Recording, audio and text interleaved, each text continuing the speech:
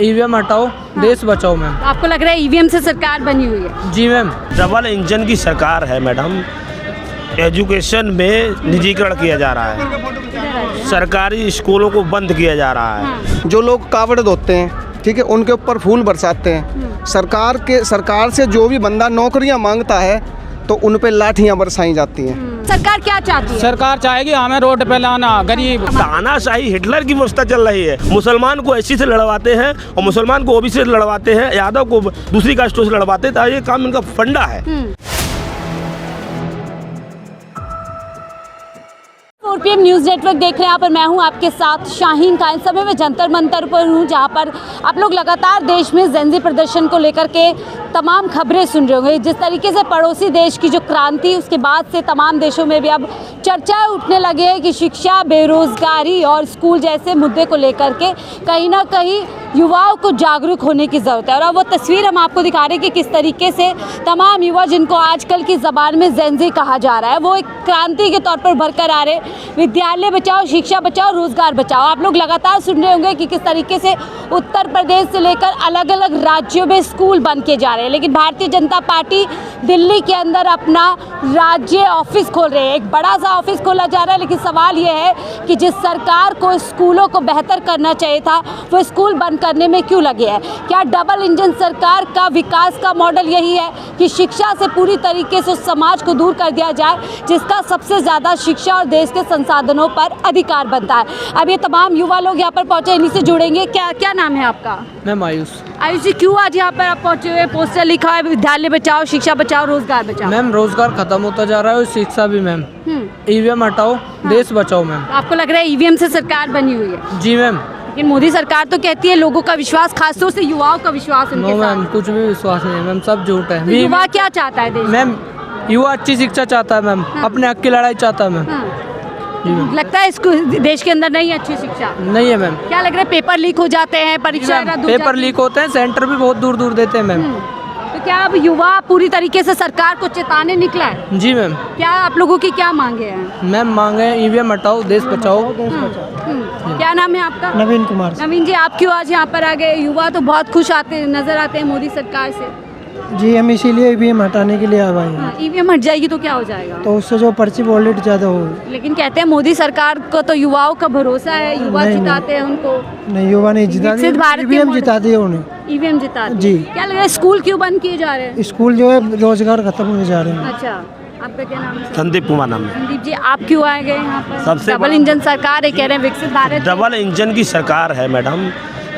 Education में निजीकरण किया जा रहा है, सरकारी स्कूलों को बंद किया जा रहा है। लगातार स्टूडेंट जो हैं फार्म भर रहे हैं, 500, 1000, 1500 रुपये फीस जमा कर रहा है, उसके बाद में पेपर आउट कर दिया जाता है। और जो पेपर आउट कराने वाले हैं उनके ऊपर कोई कार्रवाई नहीं होती है।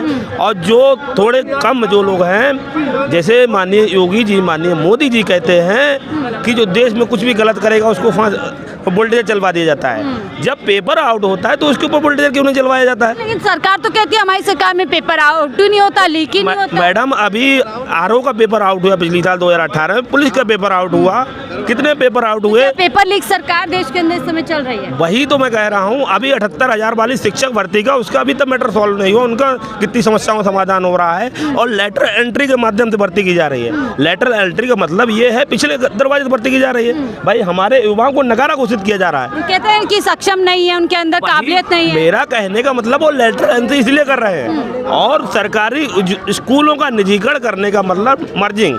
1 से 8 तक के बच्चों को आप जब स्कूल बंद कर देंगे, सरकारी स्कूलों में पढ़ने वाले बच्चे SC, ST, OBC माइनॉरिटी के बच्चे पढ़ने वाले हैं, बहुजन युवाओं को पढ़ने वाले हैं। शिक्षा बेहतर कर रहे हैं, मनुस्मृति पढ़ाएंगे, RSS पढ़ाएंगे स्कूल में। मनुस्मृति पढ़ाने से हमारा विकास तो नहीं होने वाला। भाई संविधान पढ़ने से हमारा विकास होने वाला है, मनुस्मृति पढ़ने से हमारा कोई विकास होने वाला नहीं है। जब हम लोग शिक्षा लेंगे, रोजगार करेंगे, तभी तो उसको क्वेश्चन पूछेंगे। तमाम युवा हैं, इस समय युवाओं की बात हो रही है तो कहा जा रहा है युवाओं को भड़काया जा रहा है। आपको कौन भड़का करके यहाँ पर लेकर? अरे हम किसी के भड़कावे से आए हुए नहीं है, ना हम भाड़े के आए हुए हैं।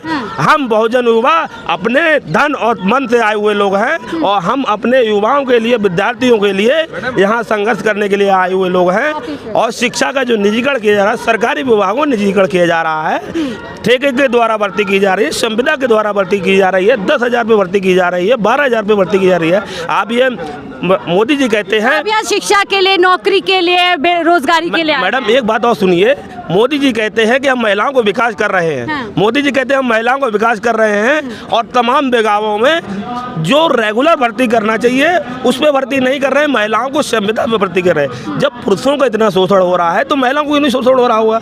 और जैसे तमाम जगह पे भर्ती की जा रही है, उत्तर प्रदेश परिवहन निगम में भर्ती की जा रही है, वहाँ पे कोई व्यवस्था नहीं है। भाई आप ये बताइए, किसी सरकारी कर्मचारी की सैलरी 40,000 होनी चाहिए। बताइए, आप जब भी देश में बात की जा रही है कि युवाओं को जागरूक होना चाहिए अपने अधिकारियों के लिए, बीजेपी कह रही है कि भड़काया जा रहा है और युवाओं को जो है पूरी तरीके से उपद्रवी बनाने की कोशिश की जा रही है। वो हिंदू मुस्लिम के नाम पे हम लोगों को भड़काते हैं, जाति व्यवस्था के नाम पे भड़काते हैं, SC ST OBC के नाम से भड़काते हैं, मुसलमान को SC से लड़वाते हैं और मुसलमान को OBC से लड़वाते हैं, यादव को दूसरी कास्टों से लड़वाते हैं। तो ये काम इनका फंडा है।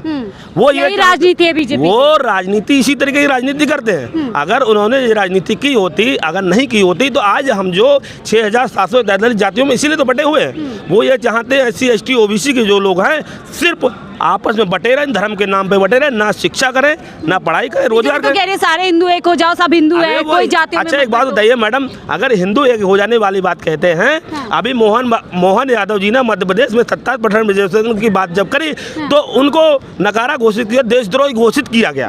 किसके द्वारा घोषित किया? उनकी पार्टी के लोगों द्वारा घोषित किया गया, क्योंकि OBC की संख्या 52% है तो उसकी जातिगत जनगणना 52% के हिसाब से रिजर्वेशन मिलना चाहिए। लेकिन क्या नाम है, 28% अगर वो मुख्यमंत्री मोहन यादव जी अगर कहना चाह रहे हैं और अखिलेश यादव जी कहते हैं जातिगत जनगणना होना चाहिए, तो उनको भाई अरेस्ट क्यों किया जाता है? अभी बरेली के अंदर जो है तमाम मुसलमानों के ऊपर शोषण किया जा रहा है और तमाम सांसद वहाँ जाने को तैयार थे, वहाँ पे बात करने को तैयार थे, वहाँ पे किसी को नहीं जानते। कह रहे हैं हम कानून व्यवस्था को बना रहे हैं, कानून के आड़े जो भी आएगा रास्ता। मैडम कानून जो उनके विरोध में बोलेगा उसके ऊपर बुलडोजर चलेगा। अच्छा। सही बात कहने के बाद बुलडोजर चलेगा। अगर कोई अधिकार की आवाज को बंद कर दिया जाएगा। वही तो तानाशाही हिटलर की व्यवस्था चल रही है। उस समय जब हिटलर जो था वो उसके खिलाफ अगर कोई बोलता था उसको फांसी बंद चढ़ाया जाता था।